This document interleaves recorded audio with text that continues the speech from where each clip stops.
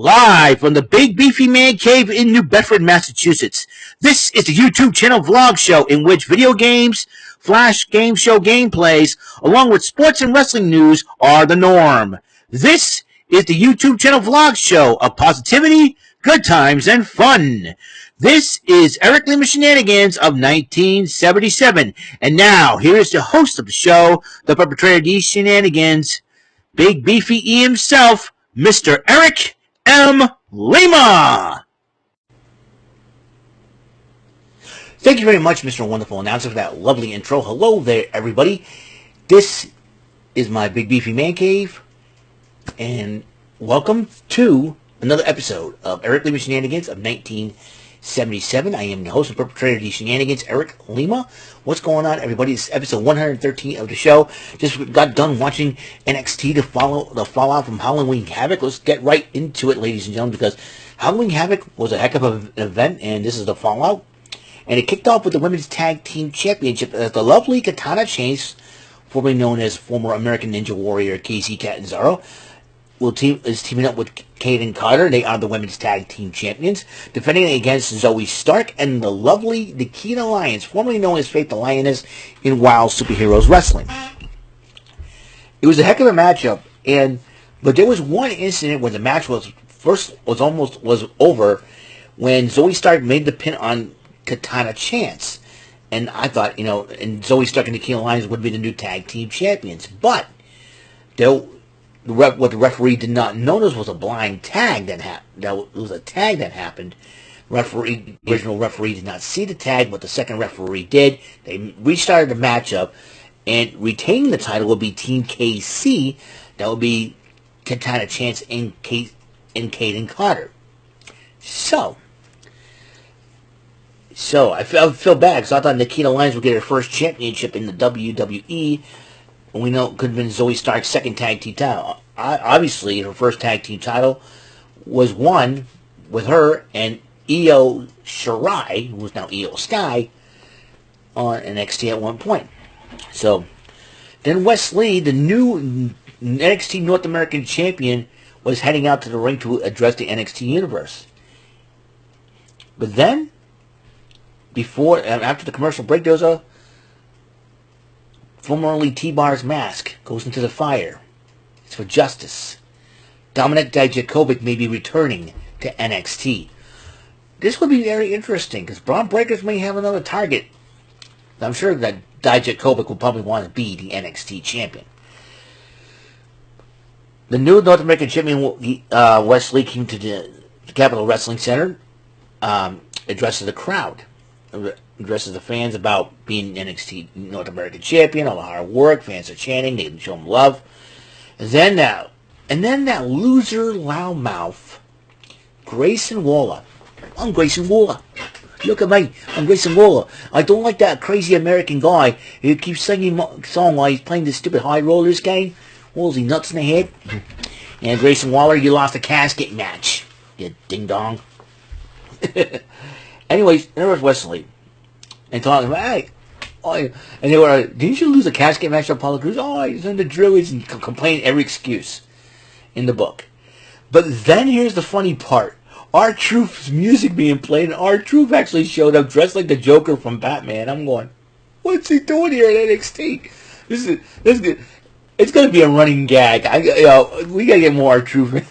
R-Truth. And he goes, welcome to Halloween Havoc. Wesley, Grayson Waller. Wesley's like, wait a minute here, Truth, and Grayson, and then Grayson, oh wait, he goes, hey mate, what are you doing here? And he goes, and then he goes, you got a British accent. Our Truth goes, you got a British accent. I'm going, oh no, this is funny. And hello, governor, you looking for the Halloween Havoc? It happened 3 days ago. What? You playing? And Wesley goes, Truth, I'm afraid he's right. Yeah. Oh, wait, see, I won a title. Oh, dog! And he was like getting excited. And he looks at Grayson Waller, my bad. I'm going, I love R-Truth. And then all of a sudden Grayson Waller's like, I thought, you know what? I would love nothing more to fight you in a match next week. And R-Truth goes, all right, fine. And then he's like, really? And then And then Grayson Waller went to go attack R-Truth. R-Truth duck. Wesley kicks him. R-Truth hits his kick. One-legged drop kick. I'll see you next week. It was a funny moment. I'm going, holy crap. It was a funny moment. So, and then they ended doing what's up. Idris and Nofe and Malik Blake pep talk each other. I'm having trouble reading. Been a crazy weekend, let me tell you. Pep talk each other in the locker room. They say, hey, this is our shot for the tag team titles. Let's get right to it. And then Ilya Dragunov cut a promo about his matchup tonight against JD McDonough. So, but then Quincy Elliott came to the ring and introduced Shotzi. So I'm like, okay. Because Shotzi's about to prepare for a match against Lash Legend. But then Mackenzie Mitchell interviewed Apollo Crews. He said now, he basically tells Mackenzie Mitchell now that he's defeated Grayson Waller. He's going to hear what Braun Breaker has to say when he returns next week. Looking forward to that. So anyway, Shotzi went one-on-one with Lash Legend, and Shotzi won the match against Lash Legend. Now, there was supposed to be a 5-minute match between Brutus Creed and Damon Kemp. But Damon Kemp, via the Titantron, so to speak, informed them that he's not medically cleared. So he goes, the longer I have to wait, the worse your butt kicking is going to be. Trying to keep it clean. But then all of a sudden, Veer Mahana Sangha, who used to be a tag team known as Indu Share, blindsided the Creeds. But Sangha's been having second thoughts and all that. And then afterwards, Ivy Nile walked in between both Veer and Sangha, and she looked at Sangha and goes, why, Sangha, why? I think Sangha's going to explain something to Valentina Feroz and poorly Ulysses Leon. So, anyways. And Pretty Deadly talking about their title defense and how good Inoue and Blade are. And it's like, it will be fine. That good stuff. And then, Toxic Attraction got on FaceTime, and they, Gigi Jones sunning at the beach, JC Jane working out in the gym, and Mandy Rose has got a photo shoot.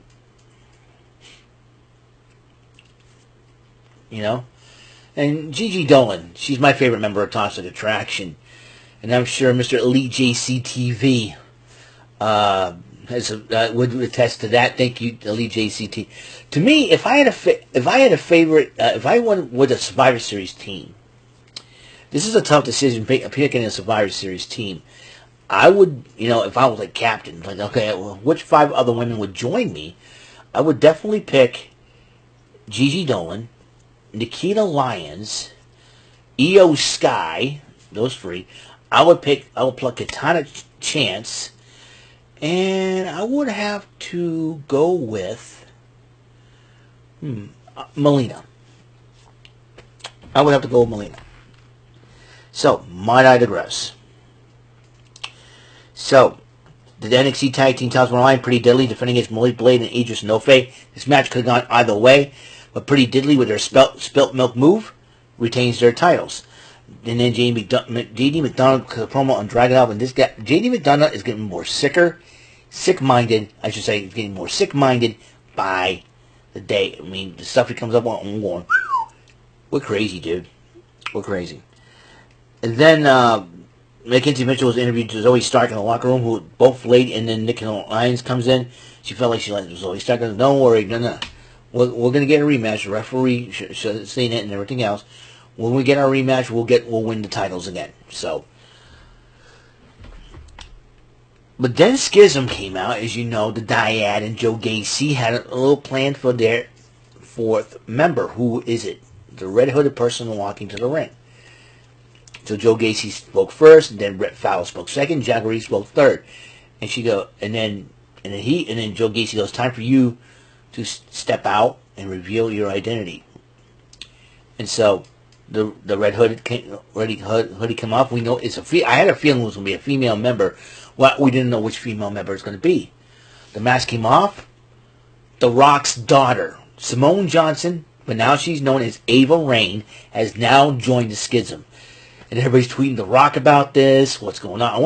I'm kind of wondering what's going on with Rock's mind. I'll check Twitter after this episode, after I do this, because This is going to be a crazy situation. I'm sure The Rock is proud of his daughters. No doubt she's finally on TV as part of NXT, as part of the Schism. So it's going to be very interesting to see where the Schism now will be going forward, with Ava Raine now being the newest member. So the women's division is going to get a little scarier. And then Mackenzie Mitchell was interviewing the newcomer, speaking of the women's division, newcomer Sol Ruca, who will be facing Indy Hartwell. Indy Hartwell interrupts her and says, we're going to show you what it's all about. But then after the commercial break, there was a performance center call, and somebody named Scripps, who sounded like freaking Soundwave, was it Soundwave of Transformers, decided, oh, I'm going to take a break from fighting alongside the Decepticons and go down to the Earth and be a professional wrestler. I don't know. Whoever this Scripps person is going to make an impact on NXT. Going to be a lot of newcomers. Sol Ruca and Indy Hartwell had their matchup. Indy Hartwell won the matchup, but it looks like Elektra Lopez is staying in NXT as she attacked both Ruca and Hartwell. So that is going to be